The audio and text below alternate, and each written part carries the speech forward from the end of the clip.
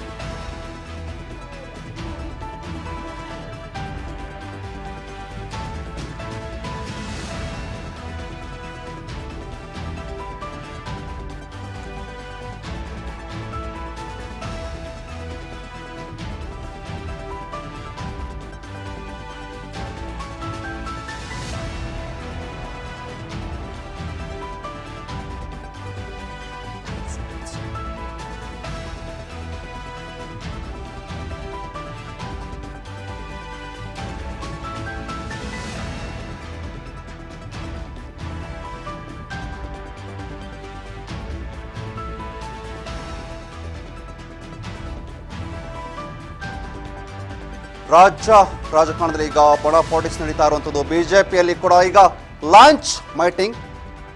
ಈ ಒಂದು ಮುಖಾಂತರ ಮುನಿಸು ಶಮನಕ್ಕೆ ಬಿಎಸ್ವೈ ಅಂಡ್ ಟೀಮ್ ರೆಡಿ ಆಗಿರುವಂಥದ್ದು. ಸಭೆ ಮೂಲಕ ಭಿನ್ನಮತೀಯರಿಗೆ ಟಕ್ಕರ್ ಕೊಟ್ಟಂತ ಬಿವೈವಿ ಸಭೆಯನ್ನ ಮಾಡಿ ಲಂಚ್ ಮೀಟಿಂಗ್ ಅನ್ನ ಮಾಡಿ ಟಕ್ಕರ್ ಅನ್ನು ಕೊಟ್ಟಿರುವಂಥದ್ದು. ಆಕ್ಟಿವ್ ಅನ್ನೋ ಬೆಸ್ಟ್ ಟೀಮ್ಗೆ ಲಂಚ್ ಮೂಲಕ ಕೌಂಟರ್ ಅನ್ನು ಕೊಟ್ಟಿದ್ದಾರೆ. ರಾಜ್ಯ ಬಿಜೆಪಿ ಪಾಳ್ಯದಲ್ಲಿ ತಾರಕ್ಕಿರಂತ ಬಣಬಡಿದಾಟ.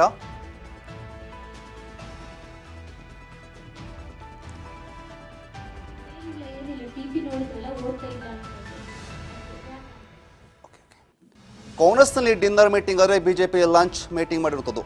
ಗೊತ್ತಿರುವಂತ ಈಗಾಗಲೇ ಬಿಜೆಪಿ ಎರಡು ಬಣಗಳಾಗಿ ಒಡೆದೊಯ್ದು ಗೊತ್ತಿರುವಂಥ ವಿಚಾರಣೆ. ಸೊ ಈ ವಿಚಾರದಲ್ಲಿ ಈಗಾಗಲೇ ಏನು ಲಂಚ್ ಮೀಟಿಂಗ್ ಅನ್ನ ಮಾಡ್ತಾ ಇದೆ ರಾಜ್ಯ ಬಿಜೆಪಿಯಲ್ಲಿ. ಈಗ ಲಂಚ್ ಮೀಟಿಂಗ್ ಆಗಿರುವುದು, ನಿನ್ನೆ ಅಷ್ಟೇ ಲಂಚ್ ಮೀಟಿಂಗ್ ಆಗಿದ್ದು. ಈ ಮೂಲಕ ಲಂಚ್ ಮೀಟಿಂಗ್ ಅನ್ನು ಮಾಡಿ ಒಂದಷ್ಟು ಜನರನ್ನು ವಿಶ್ವಾಸಕ್ಕೆ ತೆಗೆದುಕೊಳ್ಳುವಂಥ ಕೆಲಸವನ್ನು ಮಾಡಿರೋದು ಬಿಎಸ್ವೈ ಟೀಮ್. ಸೊ ಈ ಒಂದು ಲಂಚ್ ಟೀಮಿಗೆ ಸ್ವತಃ ಮಾಜಿ ಮುಖ್ಯಮಂತ್ರಿ ಬಿಎಸ್ವೈ ಕೂಡ ಇಳಿದಿರುವಂಥದ್ದು. ಈ ಒಂದು ಮೀಟಿಂಗ್ಲಿ ತಮ್ಮ ಅಧ್ಯಕ್ಷತೆ ವಹಿಸಿಕೊಂಡಿದ್ದಾರೆ. ಸಾಕಷ್ಟು ವಿಚಾರಗಳ ಬಗ್ಗೆ ಚರ್ಚೆ ಮಾಡಿರೋದ್ರ ಬಗ್ಗೆ ಹೇಳಿರುವಂಥದ್ದು. ಅಂದರೆ ಹಾಲಿ ಮತ್ತು ಮಾಜಿ ಏನು ಇದ್ರು ಅವರೆಲ್ಲರೂ ಕೂಡ ಮೀಟಿಂಗ್ಗೆ ಆಹ್ವಾನಿಸಿ ಅವರ ಜೊತೆ ಚರ್ಚೆನ ಕೂಡ ಮಾಡಿರುವಂಥದ್ದು. ಈಗಾಗಲೇ ಏನು ಲಾಂಚ್ ಮೀಟಿಂಗ್ನಲ್ಲಿ ಬಿಎಸ್ವೈ ಸೇರಿದಂತೆ ಬಿವಿವೈ ಸೇರಿದಂತೆ ಸಾಕಷ್ಟು ಜನರು ಭಾಗಿಯಾಗಿದ್ದಂಥದ್ದು. ಈ ಒಂದು ಲಂಚ್ ಮೀಟಿಂಗ್ನಲ್ಲಿ ಒಂದಷ್ಟು ವಿಚಾರಗಳ ಬಗ್ಗೆ ಚರ್ಚೆ ಮಾಡೋದು. ಅಂದರೆ ಮುಂಬರುವಂತಹ ಎಲೆಕ್ಷನ್ ವಿಚಾರ ಇರ್ಬೋದು, ಸ್ಥಳೀಯ ಎಲೆಕ್ಷನ್ ಇದೆ ಆ ಒಂದು ವಿಚಾರ ಇರ್ಬೋದು, ಎಲ್ಲದೂ ಕೂಡ ಮುಂಬರುವ ಲೋಕಲ್ ಬ್ಯಾಟಲ್ಗೆ ಬಿಎಸ್ವೈ ಶಂಕನಾದ ಇಟ್ಟಿರುವಂಥದ್ದು. ನಿನ್ನೆ ನಡೆದ ಸಭೆಯಲ್ಲಿ ಚುನಾವಣೆಗೆ ಸಿದ್ಧರಾಗುವಂತೆ ಕರೆಯನ್ನು ಕೊಟ್ಟಿದ್ದಾರೆ. ನಿನ್ನೆ ಲಂಚ್ ಮೀಟಿಂಗ್ ನಡೀತು, ಆ ಒಂದು ಸಭೆಯಲ್ಲಿ ಎಲೆಕ್ಷನ್ಗೆ ಸಿದ್ಧರಾಗುವಂತೆ ಕರೆಯನ್ನು ಕೊಟ್ಟಿರೋದು.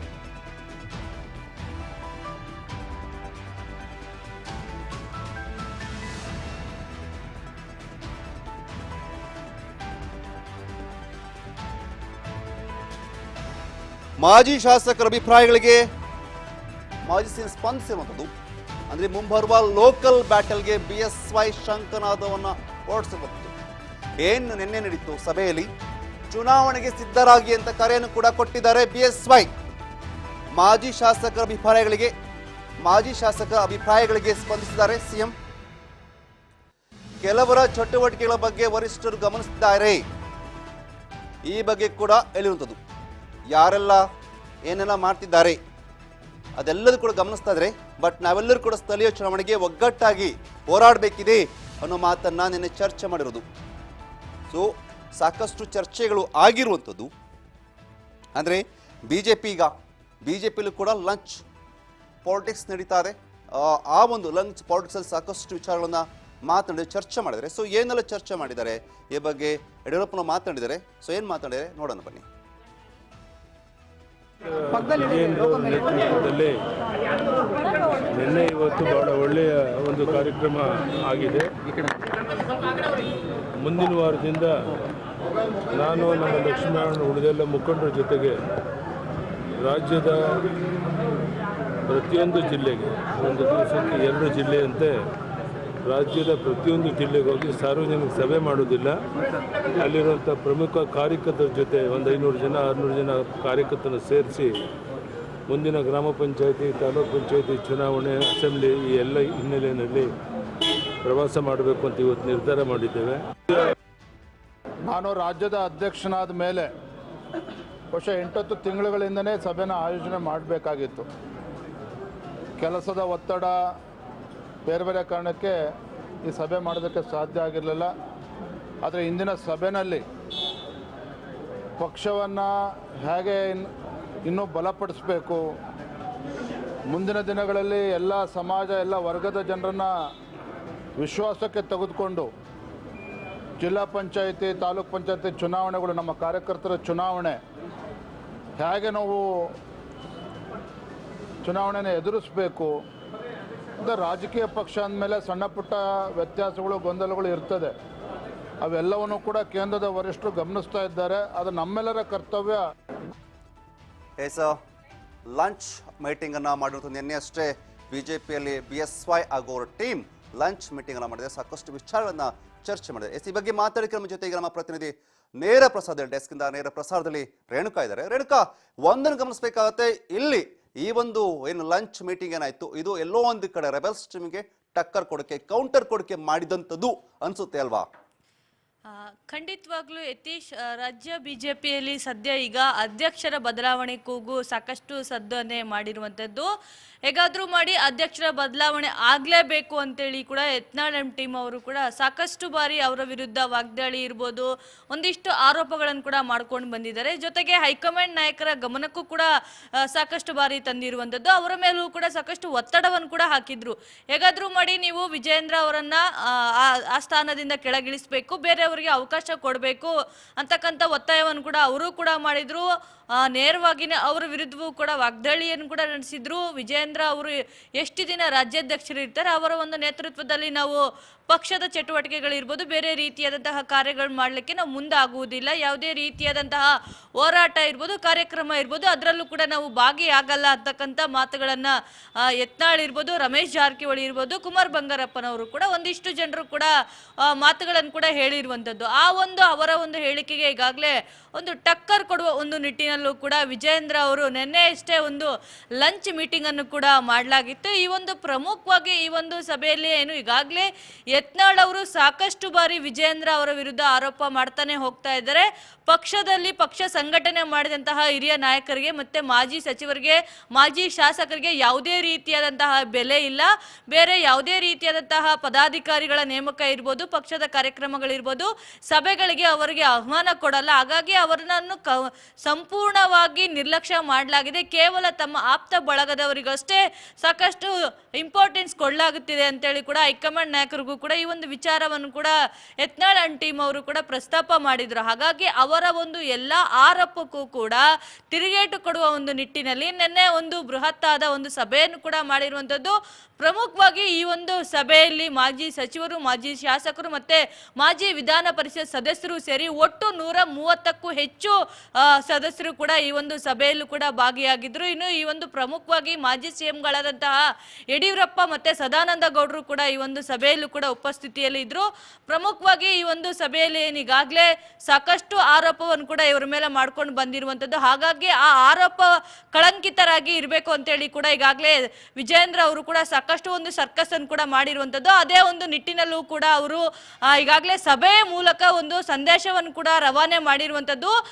ಪಕ್ಷದಲ್ಲಿ ಹಿರಿಯ ನಾಯಕರು ಇರ್ಬೋದು, ಪಕ್ಷಕ್ಕಾಗಿ ಕೆಲಸ ಮಾಡಿದಂತಹ ಯಾವುದೇ ಒಬ್ಬ ನಾಯಕರನ್ನು ಕೂಡ ಯಾವುದೇ ಕಾರಣಕ್ಕೂ ಕೂಡ ಕಡೆಗಣಿಸುವ ಒಂದು ಮಾತೇ ಇಲ್ಲ. ಎಲ್ಲರನ್ನು ಕೂಡ ಒಗ್ಗೂಡಿಸಿಕೊಂಡು ಪಕ್ಷ ಸಂಘಟನೆ ಮಾಡ್ತೀನಿ ಅಂತಕ್ಕಂಥ ಸಂದೇಶವನ್ನು ಕೂಡ ನಿನ್ನೆ ನಡೆದಂತಹ ಸಭೆಯಲ್ಲೂ ಕೂಡ ರವಾನೆ ಮಾಡಿರುವಂಥದ್ದು. ಇನ್ನು ಈ ಒಂದು ಸಭೆಯಲ್ಲೂ ಕೂಡ ಹಾಜರಿರ್ತಕ್ಕಂಥ ಒಂದಿಷ್ಟು ಮಾಜಿ ಸಚಿವರು ಮತ್ತೆ ಶಾಸಕರು ಕೂಡ ತಮ್ಮ ಒಂದು ಸಮಸ್ಯೆಗಳನ್ನು ಕೂಡ ಹೇಳ್ಕೊಂಡಿರುವಂಥದ್ದು. ಯಾವಾಗ ಚುನಾವಣೆ ಮುಗೀತು, ಒಂದಿಷ್ಟು ಜನರು ಯಾರೆಲ್ಲ ಸೋಲನ್ನು ಅನುಭವಿಸಿದ್ರು ಅವ್ರನ್ನೆಲ್ಲರನ್ನು ಕೂಡ ಪಕ್ಷದಿಂದ ಕಡೆಗಣನೆ ಮಾಡಲಾಗಿದೆ. ಪಕ್ಷದ ಚಟುವಟಿಕೆಗಳಿರ್ಬೋದು, ಸಭೆಗಳಿರ್ಬೋದು, ಕಾರ್ಯಕ್ರಮಗಳಿಗೂ ಇರ್ಬೋದು, ಯಾವುದಕ್ಕೂ ಕೂಡ ನಮಗೆ ಆಹ್ವಾನ ನೀಡಲ್ಲ. ಹಾಗಾಗಿ ಪಕ್ಷ ಸಂಘಟನೆ ಮಾಡಲಿಕ್ಕೆ ನಮಗೂ ಕೂಡ ಕಷ್ಟ ಆಗ್ತಾ ಇದೆ ಅಂತಕ್ಕಂಥ ಒಂದು ನೋವನ್ನು ಕೂಡ ಅವರು ಕೂಡ ತೋಡಿಕೊಂಡಿರುವಂಥದ್ದು. ಅನ್ನು ಪ್ರಮುಖವಾಗಿ ಏನು ಜಿಲ್ಲಾ ಮತ್ತು ತಾಲೂಕು ಮಟ್ಟದಲ್ಲೂ ಕೂಡ ಒಂದಿಷ್ಟು ಪದಾಧಿಕಾರಿಗಳ ನೇಮಕವೂ ಕೂಡ ಆಗಿದೆ, ಆದರೆ ಅದು ನೆಪಕ್ಕೆ ಮಾತ್ರ ಆಗಿದೆ. ಆ ಭಾಗದಲ್ಲಿ ಯಾವುದೇ ಕಾರ್ಯಕ್ರಮಗಳು ಆಗ್ತಾ ಇಲ್ಲ, ಸಭೆಗಳು ಆಗ್ತಾ ಇಲ್ಲ, ಕೇವಲ ಒಂದು ನೆಪಕ್ಕೆ ಇವು ಪದಾಧಿಕಾರಿಗಳ ನೇಮಕ ಮಾಡಿದ್ದಾರೆ. ಪಕ್ಷ ಸಂಘಟನೆಯೂ ಕೂಡ ಆಗ್ತಾ ಇಲ್ಲ.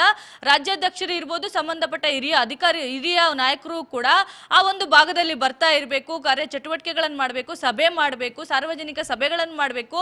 ಆಗ ನಮಗೂ ಕೂಡ ಪಕ್ಷಕ್ಕೂ ಕೂಡ ಒಂದು ರೀತಿಯಾದಂತಹ ಉತ್ಸಾಹ ಬರುತ್ತೆ ಕೆಲಸ ಮಾಡಲಿಕ್ಕೆ, ಪಕ್ಷಕ್ಕೂ ಕೂಡ ಒಂದು ಒಳ್ಳೆ ರೀತಿಯಾದಂತಹ ಹೆಸರು ಬರುತ್ತೆ ಅಂತಕ್ಕಂಥ ಮಾತುಗಳನ್ನು ಕೂಡ ಅವರು ಕೂಡ ಅಸಮಾಧಾನವನ್ನು ಕೂಡ ವ್ಯಕ್ತಪಡಿಸಿರುವಂಥದ್ದು. ಅವರ ಒಂದು ನೋವಿಗೂ ಕೂಡ ಈಗಾಗಲೇ ಮಾಜಿ ಸಿಎಂ ಆದಂತಹ ಯಡಿಯೂರಪ್ಪನವರು ಮತ್ತೆ ವಿಜಯೇಂದ್ರ ಅವರು ಕೂಡ ಆ ಒಂದು ಸಭೆಯಲ್ಲೇ ತಕ್ಷಣವಾಗಿ ಸ್ಪಂದನೆಯನ್ನು ಕೂಡ ನೀಡಿರುವಂಥದ್ದು. ಮುಂದಿನ ದಿನಗಳಲ್ಲಿ ನಾವು ಕೂಡ ಜಿಲ್ಲಾ ಮತ್ತು ತಾಲೂಕು ಮಟ್ಟದಲ್ಲಿ, ಅದರ ಜೊತೆಗೆ ಬೂತ್ ಮಟ್ಟದಲ್ಲೂ ಕೂಡ ಇಡೀ ರಾಜ್ಯದಾದ್ಯಂತ ಪ್ರವಾಸ ಮಾಡ್ತೀವಿ. ಆ ಒಂದು ಪ್ರವಾಸದ ಸಂದರ್ಭದಲ್ಲೂ ಕೂಡ ಸಂಬಂಧಪಟ್ಟಂತಹ ಸ್ಥಳೀಯ ಸಭೆಗಳನ್ನು ಕೂಡ ಮಾಡ್ತೀವಿ. ಎಲ್ಲ ಕಾರ್ಯಕರ್ತರನ್ನು ಕೂಡ ಒಂದು ವಿಶ್ವಾಸಕ್ಕೆ ತೆಗೆದುಕೊಳ್ಳುವ ಪ್ರಯತ್ನವನ್ನು ಕೂಡ ಮಾಡ್ತೀವಿ. ನೀವು ಕೂಡ ಅದೇ ರೀತಿಯಾದಂತಹ ಕೆಲಸ ಮಾಡಿ ಅಂತೇಳಿ ಅಂತಕ್ಕಂಥ ಮಾತುಗಳನ್ನು ಕೂಡ ಈಗಾಗಲೇ ಹೇಳಿರುವಂಥದ್ದು. ಇನ್ನೇನು ಮುಂಬರುವಂತಹ ಜಿಲ್ಲಾ ಪಂಚಾಯತ್ ಮತ್ತು ತಾಲೂಕ್ ಪಂಚಾಯತ್ ಚುನಾವಣೆಗೂ ಕೂಡ ಯಾವ ರೀತಿಯಾದಂತಹ ತಯಾರಿಯನ್ನು ಕೂಡ ಮಾಡ್ಕೋಬೇಕು, ಬೂತ್ ಮಟ್ಟದಲ್ಲೂ ಕೂಡ ಪ್ರತಿಯೊಬ್ಬರು ಕೂಡ ಭಾಗವಹಿಸಬೇಕು. ಮನೆ ಮನೆಗೆ ತೆರಳಿ ಪ್ರಸ್ತುತ ರಾಜ್ಯ ಸರ್ಕಾರದ ವಿರುದ್ಧ ಏನೆಲ್ಲ ಹಗರಣಗಳಿದ್ವೆ ಇವನ್ನೆಲ್ಲವನ್ನು ಕೂಡ ಜನರಿಗೆ ತಿಳುವಳಿಕೆ ನೀಡಬೇಕು. ಮತ್ತೆ ಈ ಒಂದು ಚುನಾವಣೆಗೆ ಸಂಬಂಧಪಟ್ಟಂತೆ ಎಲ್ಲರನ್ನೂ ಕೂಡ ಒಗ್ಗೂಡಿಸಿಕೊಂಡು ಕೆಲಸ ಮಾಡಬೇಕು. ಈ ಬಾರಿ ಅತಿ ಹೆಚ್ಚು ಒಂದು ಸೀಟ್ ಗಳಿಕೆಯ ಮೂಲಕ ಮತ್ತಷ್ಟು ಹೈಕಮಾಂಡ್ ನಾಯಕರನ್ನು ಮೆಚ್ಚಿಸಬೇಕು ಅಂತಕ್ಕಂಥ ಸಂದೇಶವನ್ನು ಕೂಡ ಈಗಾಗಲೇ ರವಾನೆ ಮಾಡಿರುವಂಥದ್ದು.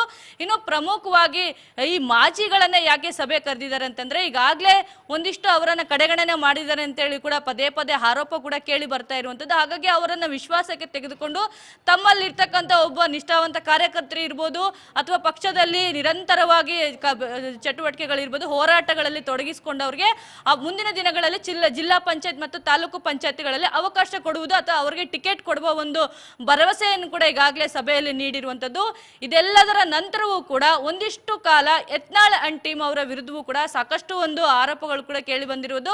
ಅವರನ್ನು ಕೂಡಲೇ ಪಕ್ಷದಿಂದ ಉಚ್ಚಾಟನೆ ಮಾಡಬೇಕು. ಅವರು ಪಕ್ಷದ ವಿರುದ್ಧವಾಗಿ ಸಾಕಷ್ಟು ಚಟುವಟಿಕೆಗಳನ್ನು ಮಾಡ್ಕೊಂಡು ಬರ್ತಾ ಇದ್ದಾರೆ. ಇದರಿಂದ ಪಕ್ಷಕ್ಕೂ ಡ್ಯಾಮೇಜ್ ಆಗ್ತಾ ಇದೆ. ಪ್ರತ್ಯೇಕ ಹೋರಾಟ, ಸಭೆಗಳು, ಈ ರೀತಿಯಾದಂತಹ ಬೆಳವಣಿಗೆಗಳಿಂದ ನಮಗೂ ಕೂಡ ಆ ಭಾಗದಲ್ಲಿ ಕೆಲಸ ಮಾಡಲಿಕ್ಕೆ ಆಗ್ತಿಲ್ಲ ಅಂತಕ್ಕಂಥ ಒಂದಿಷ್ಟು ಅಸಮಾಧಾನವನ್ನು ಕೂಡ ಈಗಾಗಲೇ ತೋಡ್ಕೊಂಡಿರುವಂಥದ್ದು. ಇದಕ್ಕೂ ಕೂಡ ಉತ್ತರವನ್ನು ಯಡಿಯೂರಪ್ಪನವರು ಕೊಟ್ಟಿರುವಂಥದ್ದು. ಇದೆಲ್ಲವೂ ಕೂಡ ಹೈಕಮಾಂಡ್ ನಾಯಕರ ಗಮನಕ್ಕೆ ಬಂದಿದೆ. ಹಾಗಾಗಿ ಮುಂದಿನ ದಿನಗಳಲ್ಲಿ ಏನೇ ತೀರ್ಮಾನ ತೆಗೆದುಕೊಳ್ಬೇಕಾದ್ರೆ ಹೈಕಮಾಂಡ್ ಸೂಕ್ತ ನಿರ್ಧಾರವನ್ನು ತೆಗೆದುಕೊಳ್ತಾರೆ. ಇದಕ್ಕೆಲ್ಲ ಬ್ರೇಕ್ ಹಾಕೇ ಹಾಕ್ತಾರೆ ಅಂತಕ್ಕಂಥ ಭರವಸೆಯನ್ನು ಕೂಡ ಸಭೆಯಲ್ಲಿ ನೀಡಿರುವಂಥದ್ದು. ಅದಾದ ನಂತರವೂ ಕೂಡ ಇಂದು ಕೂಡ ವಿಜಯೇಂದ್ರ ಅವರು ಬಿಜೆಪಿ ಕಚೇರಿಯಲ್ಲಿ ಮತ್ತೊಮ್ಮೆ ಸಭೆಯನ್ನು ಕೂಡ ನಡೆಸಿರುವಂಥದ್ದು. ಈ ಒಂದು ಸಭೆಯಲ್ಲೂ ಕೂಡ ಪ್ರಮುಖವಾಗಿ ಪದಾಧಿಕಾರಿಗಳು ಮತ್ತೆ ಕಾನೂನು ಪ್ರಕೋಷ್ಠಗಳ ಅಧಿಕಾರಿಗಳನ್ನು ಕೂಡ ಈಗಾಗಲೇ ಸಭೆಯನ್ನು ಅವರೊಟ್ಟಿಗೆ ಸಭೆಯನ್ನು ಕೂಡ ನಡೆಸ್ತಾ ಇರುವಂಥದ್ದು. ಮುಂದಿನ ದಿನಗಳಲ್ಲಿ ಏನು ಜಿಲ್ಲಾ ಪಂಚಾಯತ್ ಮತ್ತು ತಾಲೂಕು ಪಂಚಾಯತ್ ಚುನಾವಣೆಗಳಲ್ಲಿ ಯಾವ ರೀತಿಯಾದಂತಹ ಒಟ್ಟಿನಲ್ಲಿ ಈ ಬಾರಿಯ ಒಂದು ಚುನಾವಣೆಯಲ್ಲಿ ಬಿಜೆಪಿ ತಮ್ಮ ಮೇಲುಗೈಯನ್ನು ಸಾಧಿಸಬೇಕು, ಮತ್ತೆ ಎಲ್ಲರನ್ನೂ ಒಗ್ಗೂಡಿಸಿಕೊಂಡು ಈ ಒಂದು ರೀತಿಯಾದ ಕೆಲಸ ಮಾಡಬೇಕು, ಜೊತೆಗೆ ಪಕ್ಷ ಸಂಘಟನೆಯನ್ನು ಕೂಡ ಮಾಡಲೇಬೇಕು ಅಂತಕ್ಕಂಥ ತೀರ್ಮಾನ ತೆಗೆದುಕೊಂಡಂತಹ ವಿಜಯೇಂದ್ರ ಅವರು ಅದ್ರ ಜೊತೆಗೇನೆ ಯತ್ನಾಳ್ ಅಂಡ್ ಟೀಮ್ ಅವ್ರಿಗೂ ಕೂಡ ಸೂಕ್ತವಾದ ಟಕ್ಕರನ್ನು ಕೊಡಲೇಬೇಕು ಅನ್ನೋ ಒಂದು ನಿಟ್ಟಿನಲ್ಲಿ ಕೂಡ ಪದೇ ಪದೇ ಸರಣಿ ಸಭೆಗಳನ್ನು ಮಾಡಿ ತಮ್ಮ ಒಂದು ಬಲ ಪ್ರದರ್ಶನಕ್ಕೂ ಕೂಡ ಮುಂದಾಗಿರುವಂಥದ್ದು. ಜೊತೆಗೆ ಏನು ಅಧ್ಯಕ್ಷರ ಬದಲಾವಣೆ ಆಗಬೇಕು, ಪಕ್ಷ ಸಂಘಟನೆ ಆಗ್ತಾ ಇಲ್ಲ ಅಂತಕ್ಕಂಥ ಆರೋಪಗಳು ಕೂಡ ಈಗಾಗಲೇ ಯತ್ನಾಳ್ ಅವರು ಮಾಡಿರುವಂಥದ್ದು. ಅವರ ಒಂದು ಆರೋಪಕ್ಕೂ ಕೂಡ ತಿರುಗೇಟು ನೀಡುವುದರ ಮೂಲಕ ರಾಜ್ಯದಲ್ಲಿ ತಾವು ಕೂಡ ರಾಜಕೀಯವಾಗಿ ಸದೃಢರಾಗಿದ್ದಾರೆ ಅಂತಕ್ಕಂಥ ಒಂದು ಸಂದೇಶವನ್ನು ಹೈಕಮಾಂಡ್ ನಾಯಕರಿಗೆ ರವಾನಿಸುವ ಒಂದು ನಿಟ್ಟಿನಲ್ಲಿ ಈ ರೀತಿಯಾದಂತಹ ಎಲ್ಲ ವರ್ಕೌಟ್ಗಳನ್ನು ಸದ್ಯ ವಿಜಯೇಂದ್ರ ಅವರು ಮಾಡ್ತಾ ಇರುವಂಥದ್ದು. Yatish, okay, thank you so much.